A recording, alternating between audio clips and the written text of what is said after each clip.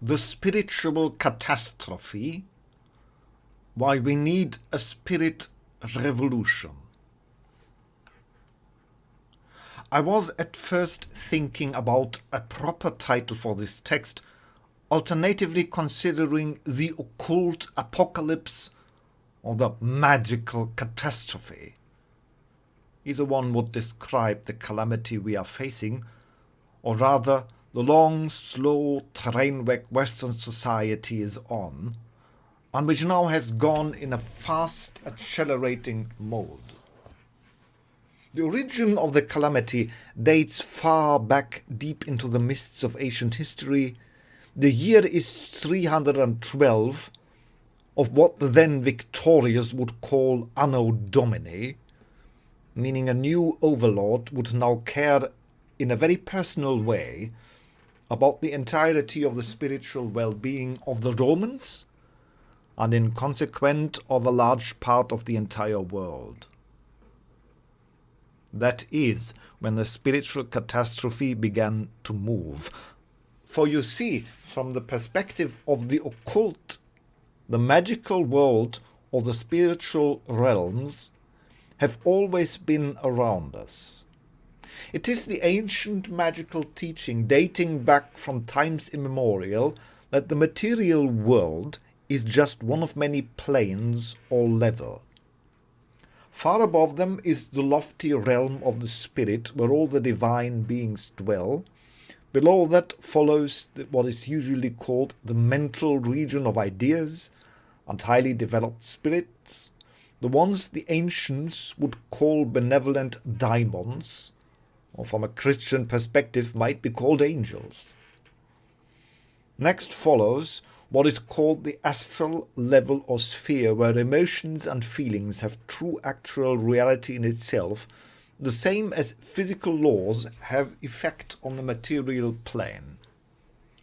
It is there the mind of each dreaming person enters every night, and finally the ethereal level, which is closely connected to the material world and contains the majority of beings, mostly from nature and unnatural causes as well. Now, in ancient times, humanity used to be in a carefully balanced system, preserving a peace between the living spirits and the corporeal living beings, especially the world of mortal man and the magical or spiritual beings of the ethereal and astral realms. The calamity of our time is now so dire because, as a society, we have largely lost knowing this. So the catastrophe is in a way invisible, though it is not invisible in itself, but because we have lost the context to any further see it. What we see, we have no longer the background and knowledge to put in any meaningful and productive interpretation as a society, because while generally all the basic ideas of occultism, mysticism and spirituality are still known to the guardians of the spiritual world, they are no longer heard and rather mocked in our Western society of materialist hubris. The reality is that the world is alive with spirits and energies of spirit and occult. Or in other words, we are not the sole intelligence beings on this planet or even this solar system. On the contrary, we are just one of many sentient beings of all levels, and most of them immaterial, some non-caring, some benevolent, some malevolent. Our ancestors knew two things. First, they knew rules to deal with the dangers that our unavoidable connection to the spirit makes necessary. Second, they understood that some people are by their nature more inclined to see or feel the magical or spiritual realms, people which in other cultures of the past then would be selected to be shamans, seers, priests, druids, or any other form of trained and disciplined mediums. And of course, there is the third case, that sometimes, for many possible reasons, in some area, or to some people, the veil between the material world and the immaterial worlds of the spirit sometimes would grow thinner, usually resulting in experience something like a haunting, or like another usually unexpected occult event. Now, the catastrophe which happened with the rise of Christianity was not merely replacing paganism, but oppressing its practices and trying to get rid of its occult knowledge. People with a natural tendency to be a medium could no longer find training. Further, every event of the connection with the realm of the spirits was defined now as demonic and evil, thus making any productive connection to the spiritual world difficult or impossible. The reality is contrary to what historians make us believe, that the dark history of Christianity is not a random accident resulting from the fact that people just did not understand Jesus correctly, but in fact it was an unavoidable backlash of the oppressed spirits who literally made people mad, since humanity lacked the means to interact properly with them. It was the logical consequence of neglecting the spirits around us. All the dark excesses of history of Christianity are not despite the teachings of the Church, but because of it.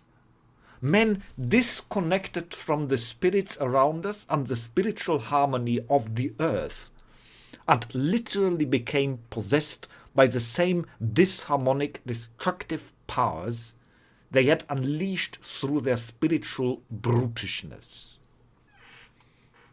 Christianity in the following centuries had at least adopted a great enough number of pagan ideas and practices to somewhat keep things at bay, at least at times. But then the second level of calamity appeared in the form of one monk by the name of Martin Luther. With the rise of his ideas, the churches and Christianity at large began to bleed out spirituality, replacing it with book fanaticism and the forfeiting of any remainder of magical ritualism. The era which humanity had entered since then was vaingloriously referred to itself as the era of enlightenment. But what actually began with the rise of modernity was nothing less than a new dark age.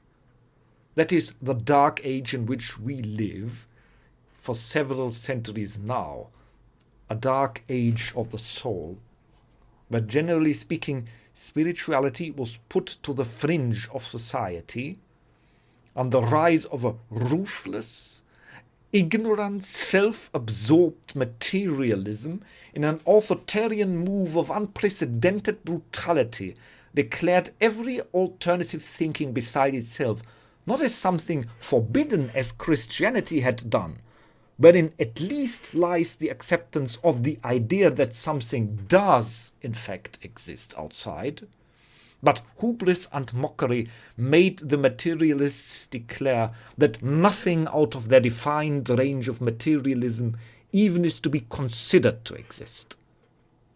Thus the train wreck began considerably to accelerate and moved us into a new sphere of problems, catastrophes which now herald before us the doom of the spiritual apocalypse. There had been a small window of opportunity to jump off the running train, to turn around before the spiritual abyss, and that came roughly 120 years ago with the rise of psychology. People like Sigmund Freud or C.G. Jung had at least returned our attention to the three-dimensionality of the soul. It was no coincidence that at the same time many people began to rediscover in the Western world the knowledge of the occult and magical traditions of the past. It was an omen, a sign from the heavens, or maybe some last chance of grace given to us by the spirits calling to us. Look, we are still here. We still share the same world with you, and we are still willing to assist in peace and harmony, which brought so much benevolence to your own mind. But alas, the call was heard by too few, and the arrogant train of materialism moved on even faster when the era of modern technology descended like a dreadful machine demon upon us. And now, here we are. I had to open up this larger perspective first to make everyone understand the full reality of our situation. The reality which both the initiate and any natural medium will know for certain is that we are surrounded by a plethora of spirits and energies, or in other words, beings which do not require a physical body. It is not the place of this writing to explain all the various kinds of spirits which surround us. That would be the task for another time. The reality, however, is also that the human mind is made thus that it cannot properly develop without connection to the spiritual reality. Or in other words, a society cutting itself off from the spirits will grow spiritual imbeciles. Or at large, people who either drown in uncontrolled spiritual empathy, and others who are essentially empathically handicapped. You can see the internet flooded with both types if you need any proof. Now, if we look around in our present day, especially in Western societies, and generally all the societies which have embraced Western materialist, secular self-absorption, we can objectively measure a constant rise of mental illnesses and mentally unstable people, which are of course created by the very Western logic-centric model of consumerism, materialism, and the denial of the spiritual elements. The truth about human nature is that our minds, our character, the nature of our soul is not a separate entity, but in fact we are all connected to each other, and likewise we are connected to the spirits and the spiritual beings around us. It was meant to be so, and as such is our mind created, that we need the connection to the spirits around us to grow and to become complete and mature beings. Being cut off from the spirits has entrapped the development of our souls in a constant spiritual immaturity of children. And like children, Western humanity has waltzed through history. The trees and the rocks, the rivers and the forests, the flora and the animal world were seen now as nothing but plunder, material harvested endlessly by unlimited greed for the supposed soul-centered being of this planet, which is mortal man. The result was nothing less than a systematic crippling of the human spirit. The result can be seen by all those who have yet eyes to see. So many people who, from our materialistic point of view, just can be seen as deranged, mentally unstable, and outright mad. But the reality is that a vast number of people now credited to be just mentally ill actually suffer from what should rather be called an occult illness. That means that there were those people, be it from bloodline or from other circumstances, were normally chosen to fulfill the role of something like a shaman in the tribe, for the families, for the people living with them. In a wholesome society, these people would have found law and knowledge which would have prepared them to understand what happens to them in meaningful and productive ways. The knowledge of the tribe and the culture would have enabled them to understand the impacts on their mind, the things which they feel and see, the things which they are drawn to, and understand these not just as figments of their insane imaginations, but in fact spirit guides and signs, where given the culture still had retained their traditional teachings, they might have found an elder or teacher to properly guide them to become the next shaman or spiritual guide of their people. And it is now these people have neither the guidance from the spiritual culture embedded into our overall culture, but on the contrary, they are bombarded with the chaotic and largely destructive random images from the internet culture. Now, what usually happens to people naturally inclined to be a medium or a spiritual guide is that this part of the soul remains empty. And out of this feeling of emptiness, they focus on anything that might fill this hollow place, and in such a way they enter the internet arena, and the natural spiritual desire or mediumistic inclination is monstrously twisted, and as a result we only see the surface of the many lost and deranged people. As likewise the spiritual hollowness has made especially young people easy victims for radical and destructive ideological movements of all sorts. Now let me emphasize, of course, not all deranged lunatic people you will find in the world are lost potential shamans. But since the nature of every human mind is to grow only in connection to the spirits and the spiritual realms, being disconnected from it leads to the growing deformation of the character of man. And consequently, lacking spiritual guides, the rest of society has lost track as well. For us magicians, shamans and seers, it is not that we criticize the scientific materialism as wrong, but simply as largely incomplete. Had materialistic science humbly confined itself to explain just material things, and admitted its own limitation, a prosperous and healthy society could embrace science and technology and still not leave the spiritual and occult realities outside.